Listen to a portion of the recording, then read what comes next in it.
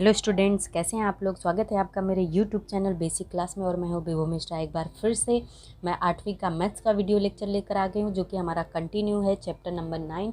आज हमारा होगा लेक्चर नंबर 4 और एक प्रैक्टिस सेट, जिसमें हम आज पढ़ने वाले हैं 9.2 का पूरा प्रॉब्लम आज हम सॉल्व करके आपको दिखाने वाले हैं। ये हमारा इस लेसन का लास्ट वीडियो लेक्चर होगा। बहुत ही इंपॉर्टेंट लेसन है। इसमें हम लोगों ने कमीशन, रिबेट, प्रतिशत, ये सब चीज़ें जो है कवर कर ली हैं और इन सब के बारे में हम लोगों ने इसके पहले वाले वीडियो में कंप्लीट किया है। अगर आपने नहीं देखा है तो उसको आप देख लेंगे। लिंक जो है डिस्क्रिप्शन बॉक्स में आपको दिया हुआ है। तो फ्रेंड्स, क्या दिया हुआ है यहाँ बेसिक क्लास में, आज हम पढ़ेंगे जो है प्रैक्टिस सेट 9.2। तो चलिए स्टार्ट करते हैं। उसके पहले मैं आपको बता दूं कि अगर आपको पूरा नॉलेज चाहिए तो वीडियो को लास्ट तक देखिए, लाइक कीजिए, शेयर कीजिए। सब्सक्राइब नहीं किए तो फटाफट सब्सक्राइब कीजिए, बेल आइकन दबाना बिल्कुल भी मत भूलिए। आप अगर हमें सपोर्ट करेंगे तो मोटिवेट होकर हम आपको और भी वीडियो आपके लिए लेकर आएंगे, क्योंकि फ्रेंड्स स्कूल के बाद मुझे बहुत ही कम समय मिलता है वीडियोज़ बनाने का, लेकिन फिर भी मैं आपके लिए प्रिपेयर करती रहती हूँ, तो आप मुझे भी सपोर्ट करते रहिए। चलिए देखते हैं आज हमारा पहला सवाल क्या दिया हुआ है। 9.2 में दिया है कि जॉन ने एक प्रकाशक की 4500 जो है रुपए की पुस्तकें खरीदी, बेची। इसके लिए उसे 15% कमीशन प्राप्त हुआ। तो जॉन को प्राप्त कुल कमीशन कितना है, ज्ञात करने के लिए रिक्त चौखटों में उचित संख्या लिखिए। तो पुस्तकों का विक्रय मूल्य, यहाँ लास्ट ईयर मैंने बच्चों को जो पढ़ाया है तो बुक में ही बताया था, तो यहाँ पे लिखा हुआ है कि पुस्तकों का विक्रय मूल्य कितना है, 4500 रुपये है। तो यहाँ पे 4500 हो गए, ठीक है। इसके बाद क्या दिया हुआ है कि प्राप्त कमीशन कितना है, 15%। तो क्या करेंगे, यहाँ पे कमीशन दर कितना है, यहाँ पे लिखेंगे 15। कमीशन दर कितना है, 15% दिया हुआ है तो 15 लिखेंगे। उसके बाद प्राप्त कमीशन कितना है, 15/100 गुणे 4500, ठीक है। इस तरीके से ज्ञात करेंगे। तो हम ये जीरो इस जीरो से कैंसिल कर देंगे, तो 15 गुणे 45 करेंगे तो 675 होगा। तो जो कमीशन कितना होगा प्राप्त, 675 रुपये होगा। यही हमारा आंसर हो जाएगा। तो बहुत ही सिंपल था, इस तरीके से सॉल्व करना था। तो आई होप आपको ये समझ में आ गया होगा, मुझे पूरा विश्वास है। फिर भी कोई डाउट हो तो कमेंट बॉक्स में ज़रूर लिखिए। आइए दूसरे प्रॉब्लम पर देखते हैं। क्वेश्चन नंबर 2 बुक में ही दिया हुआ है, तो उसमें ही देख लेते हैं। क्वेश्चन नंबर 2 में क्या दिया हुआ है कि रफ़ीक ने 4% दलाली देकर दलाल के माध्यम से 15,000 रुपये के फूलों की बिक्री की। तो दलाली ज्ञात कीजिए और रफ़ीक को प्राप्त होने वाली राशि ज्ञात कीजिए, ठीक है।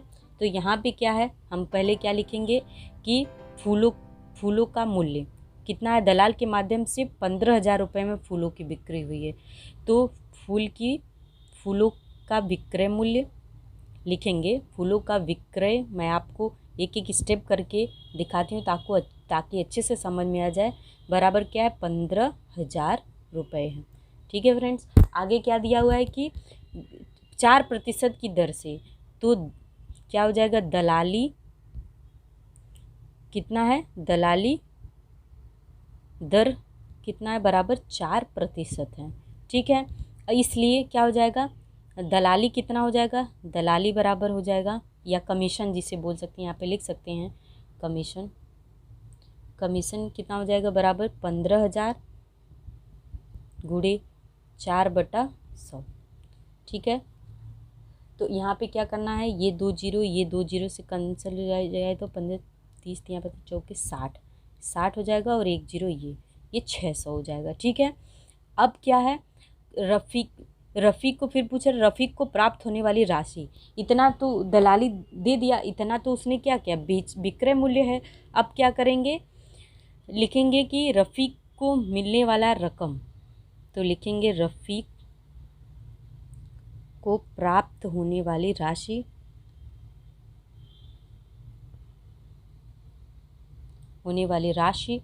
बराबर कितना होगा, राशि बराबर 15,000 में से क्या करेंगे, 600 घटा देंगे, -600। तो कितना हो जाएगा, 15,000 में से 600, 14,400 बचेगा। तो 14,400 रुपये ये आंसर हो जाएगा।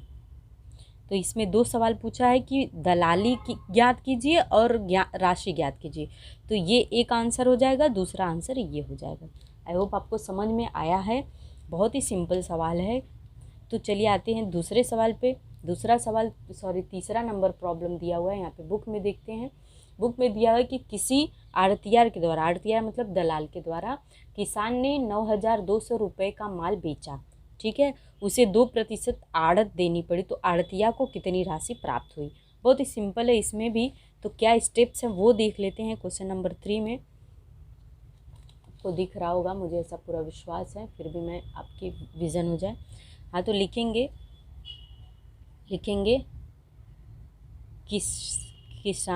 किसान ने क्या किए, किसान ने 9,200 रुपये का माल बेचा, तो किसान द्वारा बेचे गए माल की कीमत, तो लिखेंगे किसान द्वारा बेचा गया माल बराबर कितना में है, 9,200 रुपये में, ठीक है। और दलाली दर कितना है, 2% है, इसलिए किसान, फिर प्रश्न में क्या पूछा है कि किसान ने कितना दलाली दिया, किसान द्वारा दी गई दलाली कितना हो जाएगा, 9,200 गुणे 2/100, ठीक है। तो 100 2 जीरो से तो 92 दूनी क्या तो है, 92 दूनी कितना होगा, 184, 9 9 18 और 2 2 4, 184, हाँ सही है। तो अब कितना मिलेगा, तो आड़तियार को कितनी राशि प्राप्त होगी, तो दलाल को प्राप्त राशि बराबर कितना है, यही आंसर 184 रुपये हो जाएगा, ठीक है। बहुत ही सिंपल सवाल है, बहुत ही इजी है, बस पढ़ना है, सॉल्व कर देना है, हमें प्रतिशत दर निकालना है, समझना है सवाल को बस। अब यहाँ पे देखिए एक और सवाल दिया हुआ है, चौथा नंबर सवाल का क्या है, चौथा नंबर सवाल में दिया हुआ है कि उमा दीदी ने खादी भंडार से निम्न वस्तुएं खरीदी। कौन कौन सी वस्तुएं खरीदी है, एक खरीदी है कि प्रतिनग जो है 560 रुपये अंकित मूल्य की 3 साड़ी खरीदी है, मतलब एक साड़ी का मूल्य 560 रुपये, प्रति नग मतलब एक पीस का दाम। फिर 90 रुपये प्रति बोतल की दर से 6 शहद खरीदे हैं, मतलब शहद की 6 बोतलें खरीदी, मतलब एक बोतल 90 रुपये में, तो 6 बोतल का मान ज्ञात करना है। इस खरीदी पर उसे 12% रिबेट प्राप्त हुआ, तो उमा दीदी को वस्तुएं कितने में प्राप्त हुई। बहुत ही सरल है, इसमें बस जोड़ना घटाना है, ठीक है। तो आते हैं चौथे सवाल पे, यहाँ पे मैं लिख कर आपको दिखा देती हूँ। चौथा सवाल क्वेश्चन नंबर 4 दिया हुआ है कि 3 साड़ी की कीमत, 3 उमा दीदी द्वारा खरीदी गई, पहला पॉइंट है 3 साड़ी का मूल्य कितना है, एक साड़ी का मूल्य कितना है, एक साड़ी का मूल्य 560 है, तो 3 का मूल्य 560 गुणे 3, तो कितना हो जाएगा, 0 3 6 18 3 5 15 1 16, 1680 हो जाएगा, ठीक है। तो 1680 रुपये। अब दूसरा पॉइंट है कि 6 बॉटल खरीदी है, तो क्या दिया है, 6 बोतल शहद का मूल्य, 6 बोतल शहद का मूल्य कितना हो जाएगा, कितना है, एक का कितना है 90 है, तो 6 का 90 गुणे 6, तो 6 9 54 हो जाएगा, तो 540 हो जाएगा रुपए, ठीक है। इतना हो गया, समझ में आ गया आपको। अब हम क्या देखना है कि दीदी को कितनी राशि देनी पड़ी। पहले हम ये मूल्य जो साड़ी का टोटल प्राप्त हुआ है और टोटल शहद का, दोनों को जोड़ लेते हैं, तो क्या होगा, तो खरीद करने पर वस्तु की कुल कीमत, तो लिखेंगे वस्तुओं की कुल कीमत, पहले वस्तुओं की कुल कीमत बराबर कितना हो जाएगा, 1680 धन 540, तो 1680 में 540 जोड़ेंगे तो कितना आ जाएगा, 0 8 5 12 के 2 और 6 5 11, तो हाथ में है 1 और यहाँ पे 2, 2220 रुपये हो गए, ठीक है। टोटल कीमत 2200। अब इस 2220 रुपये पे 12% का रिबेट भी मिला है, हमें ध्यान देना है कि सवाल में 12% की छूट भी मिली है, तो लिखें ये तो टोटल हो गया। अब रिबेट का दर बराबर कितना है, 12% है, हाँ। तो हम क्या करेंगे, तो प्राप्त रिबेट, इसलिए प्राप्त रिबेट प्राप्त रिबेट बराबर कितना हो जाएगा, 2220 गुणे 12/100 हो जाएगा। अब ये 0 इस 0 से कैंसिल हो गया। अब कुछ कैंसिल होने वाला है कि नहीं, तो यहाँ पे क्या करेंगे, 12 दूनी 24 की 4 हाथ में 2, 12 दूनी 24 26 की 6 हाथ में आया 2, 12 दूनी 24 1 26, ठीक है, बटे 10। तो 26 बटे यहाँ पे क्या हो जाएगा 10। तो 10 का जब इसमें भाग देंगे तो 266.4, ठीक है। ये तो क्या हो गया, छूट मिल गई। कितना छूट मिल गई, 266.4। तो अब 2220 में से क्या करेंगे, छूट को घटा देंगे, तब हमें प्राप्त होगा कि रमा दीदी ने कुल दुकानदार को कितने पैसे दिए हैं। तो लिखेंगे इसलिए रमा दीदी द्वारा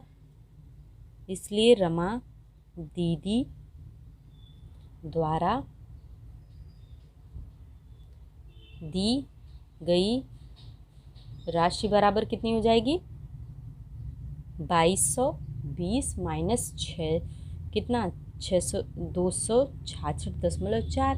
अब 266.4 घटाएंगे तो कितना आ जाएगा 1953.60। ये उत्तर होगा। मतलब दीदी ने 1953 रुपये और 60 पैसे इतना जो है दुकानदार को पैसा दिया है। किस किस का मूल्य, 3 साड़ी का मूल्य, ठीक है, 6 शहद का मूल्य। हमने क्या किया, अलग अलग 3 साड़ी का मूल्य ज्ञात किया, 6 शहद का मूल्य ज्ञात किया, फिर उन दोनों को जोड़ लिया, फिर उन दोनों पर 12% की छूट कितनी मिलती है, मतलब 266.4 रुपये प्राप्त कर लिया। अब उस छूट को 2220 रुपये में से घटा दिया तो दीदी ने इतना पैसा जो है दुकानदार को दिया है। बहुत ही सिंपल सवाल था। अब हम आते हैं हम इसके आखिरी सवाल में। इसमें भी क्या दिया हुआ है, फिल इन द ब्लैंक्स दिया हुआ है। तो चलिए पढ़ के बुक में ही इसको सॉल्व कर लेते हैं। मैंने एक बार कभी किया है किसी साल बच्चों को पढ़ाते समय, फिर भी यहाँ पे आपको दिखा देते हैं कि दी गई जानकारी के आधार पर निम्नलिखित चौकटों में उचित संख्या लिखी। तो किसी दलाल के माध्यम से श्रीमती दीपांजलि ने 7,50,000 का घर श्रीमती लीलाबेन से खरीदा, ठीक है। अब दलाल ने दोनों ओर से 2% की दलाली ली, ठीक है। किसने खरीदा है, दीपांजलि ने। किससे खरीदा है, लीलाबेन से खरीदा है। दलाल ने कितना लिया है, 2% का दलाली लिया है। माल कितने का बिका है, 7,50,000 का। बातें दिमाग में आ गई हमारे। अब चलिए इसके पॉइंट्स जो दिए हुए हैं उस पॉइंट्स को पढ़ेंगे और उसमें क्या लिखना है वो देखेंगे। तो श्रीमती दीपांजलि ने खरीदने के लिए इतने रुपए दलाली दी। कितने रुपए दलाली दी, तो 7,50,000 जो है गुणे 2% की दलाली दी है। तो ये 0 0 से कैंसिल हो जाएगा। तो सॉल्व करेंगे तो 15,000 रुपये जो है दलाली दी है, ठीक है। कितना दिया है, 15,000। इस तरीके से हो गया। अब क्या किया है, दूसरा पॉइंट पूछा है कि लीलाबेन ने मकान बिक्री के लिए कितनी दलाली दी है, 15,000 रुपये, ठीक है। अब दलाल को इस व्यवहार में कुल कितनी दलाली प्राप्त हुई, 30,000। क्यों, क्योंकि उसने दोनों तरफ से दलाली ली। तो इधर से भी 15,000 लिया है, ठीक है, प्लस उधर से भी 15,000 लिया है। तो 15 कितना होता है, 30,000 हो गया। तो यहाँ पे क्या आंसर आ जाएगा, 30,000 हो जाएगा। श्रीमती दीपांजलि को वह मकान कितने रुपए में मिला, तो 7,50,000 में मिला है। तो यहाँ पे कितना लिख देंगे, 7 लाख। अरे दलाली इसमें से निकाल जब देंगे तो कितना हो जाएगा, 7,65,000 में पड़ा ना उनको, क्योंकि 7,50,000 रुपये तो उसने मकान मालिक को दिया और प्लस 15,000 किसको दिया, दलाल को दिया। तो 7,50,000 धन क्या हो जाएगा, कितना हो जाएगा, 15,000। तो 7,65,000 हो जाएगा, ठीक है। तो ये हो गया 7,65,000। उसके बाद श्रीमती लीलाबेन को मकान बेचकर कितने रुपए प्राप्त हुए, तो लीलाबेन ने मकान को तो बेचा है 7,50,000 में, लेकिन इस 50,000 में से 15,000 किसको दे दिया, दलाल को दे दिया। तो 7,50,000 माइनस 15,000 हो जाएगा। तो 7,35,000 रुपये में लीलाबेन को मकान बेचा। तो इस तरीके से ये आज हमारा जो है प्रैक्टिस सेट 9.2 कंप्लीट हो गया है। आई होप आपको ये समझ में अच्छे से आया होगा। आपने पूरा वीडियो देखा, इसके लिए बहुत बहुत आप लोगों का धन्यवाद। ऐसे ही सपोर्ट करते रहिए। लाइक शेयर सब्सक्राइब करना बिल्कुल मत भूलिएगा। मैं नेक्स्ट वीडियो लेक्चर में नया फ्रेश लेसन आपके लिए लेसन नंबर 10 लेकर आऊँगी, जिसका नाम रहेगा बहुपदों का भाजन। तब तक के लिए फ्रेंड्स बाय।